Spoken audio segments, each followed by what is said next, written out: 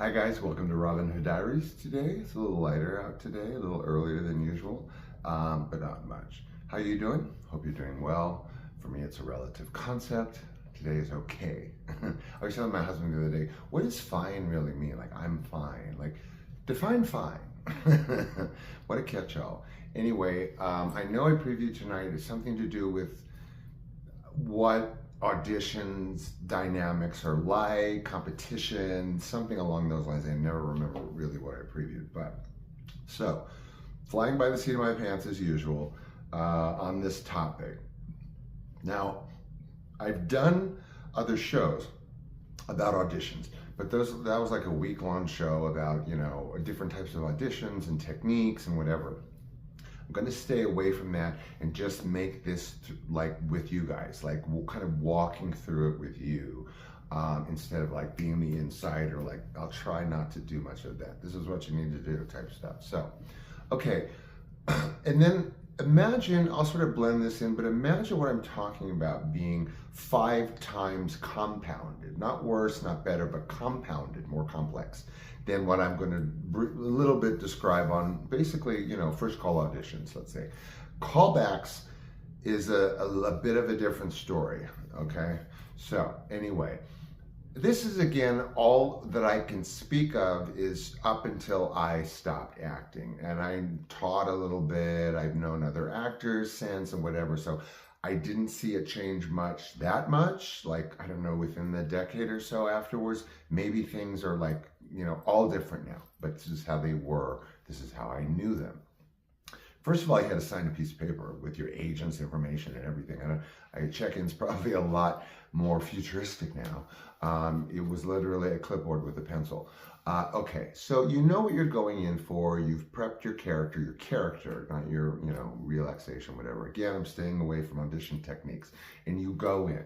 Okay, this, you guys, is, and just take it from experience. And I'm, you know, there's actors in the audience that will know, whatever. This is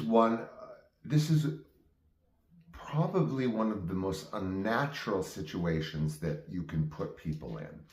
Highly unnatural, highly.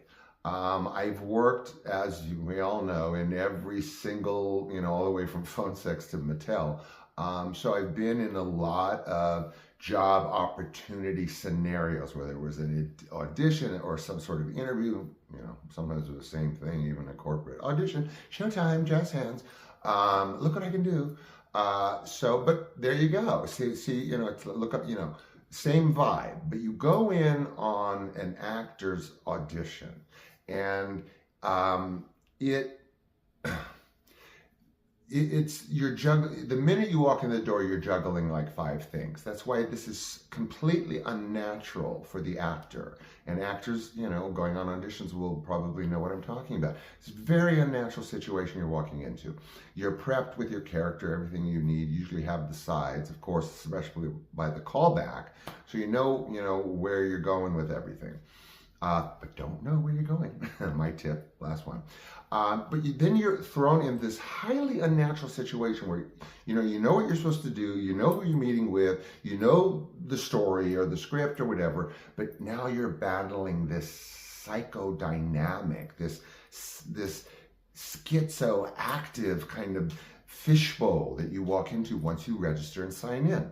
So you'll see actors that are gregarious and social butterflies a bit, and you'll see ones that are virtually hiding in the corner. And then there's shades of gray, just like there is with everything in between. So you're in this unnatural situation to begin with, and I'll get into a little bit more why it's so unnatural, even deeper. And then you're thrown into this like unnameable scenario where, okay, there are actors there that you have never seen.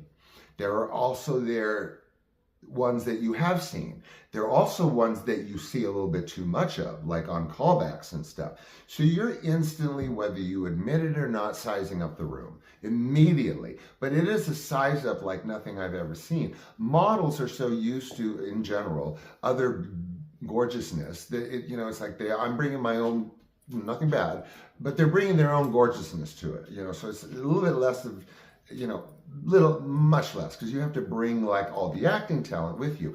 And you're carrying it in like, your bra, like pop it out, I'm supposed to be winning this movie now, but you're in this unnatural scenario before you go into the office. So that's where my focus was. This vibe of this room or room that you're all in, big or small, you're there. Now, yes, you're looking at your sides, you're going through the motions, many are brushing up on lines, which you should not be doing. You should walk in there fully prepared. So you have the ones that are kind of sizing it up, the script, and they're getting buried in their technique. A lot of them have been to audition coaches. You know how I feel about those. Some actors like I worked with, like for keeps, that have their acting coach glued to their ear all the time. Look, you've been hired. I mean, you've been hired.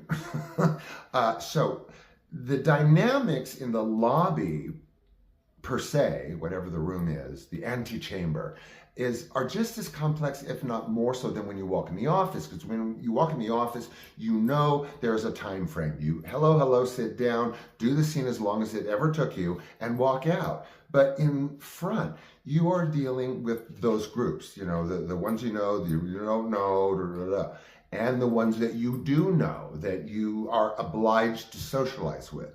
Big mistake. You don't go into those auditions, again, little tip, winning, Miss Congeniality. You're not there for that. But actors are put in this scenario where they have to size up, but then they have to network by acknowledging people that they know in other auditions, but then they can't get too chatty because it takes away from their own focus, and then they get refocused on the other actor, then sort of, again, this is not the right word for it, but kind of sabotageal thoughts go into their head, not wanting to sabotage the other actor, but are they sabotaging me? Is this going to compromise? Am I talking too long? So that's why I say go easy on that stuff. Then you have, like I said, the ones that basically take the sides. Sometimes they will take the sides and go into a corner and like pour over everything as a tactic for intimidation.